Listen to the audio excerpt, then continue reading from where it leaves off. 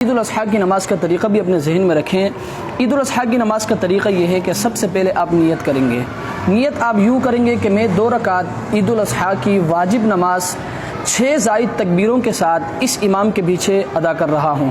لمبی چوڑی نیت کرنے کی ضرورت نہیں ہے۔ نیت کرنے کے بعد پھر امام اللہ اکبر کہہ کر ہاتھ کانوں تک اٹھائیں گے، پھر باندھ لیں گے۔ آپ بھی امام کے ساتھ ہاتھ کانوں تک اٹھائیں گے، پھر باندھ لیں گے۔ تکبیر کے بعد امام ثنا پڑھے گا، آپ بھی امام کے ساتھ ثنا پڑھیں گے، اور ثنا پڑھنے کے بعد قرات سے پہلے 3 زائد تکبیر ہوں گی، یعنی امام اللہ اکبر کہہ کر ہاتھ کانوں تک اٹھائیں گے، پھر چھوڑ دیں گے۔ آپ بھی امام کے ساتھ ہاتھ کانوں تک اٹھا کر پھر چھوڑ دیں گے۔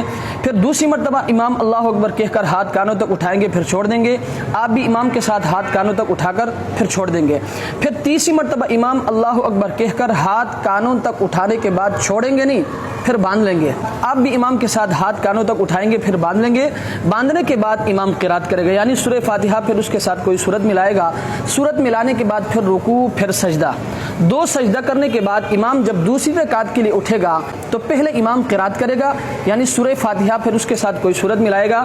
قرات کرنے کے بعد رکوع میں جانے سے پہلے پھر 3 زائد تکبیریں ہوں گی، یعنی امام اللہ اکبر کہہ کر ہاتھ کانوں تک اٹھائیں گے، پھر چھوڑ دیں گے۔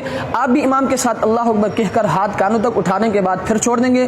پھر دوسری مرتبہ امام اللہ اکبر کہہ کر ہاتھ کانوں تک اٹھا کر پھر چھوڑ دیں گے۔ آپ بھی امام کے ساتھ اللہ اکبر کہہ کر ہاتھ کانوں تک اٹھا کر پھر چھوڑ دیں گے۔ پھر تیسری مرتبہ امام اللہ اکبر کہہ کر ہاتھ کانوں تک اٹھا کر پھر چھوڑ دیں گے۔ آپ بھی امام کے ساتھ اللہ اکبر کہہ کر ہاتھ کانوں تک اٹھا کر پھر چھوڑ دیں گے۔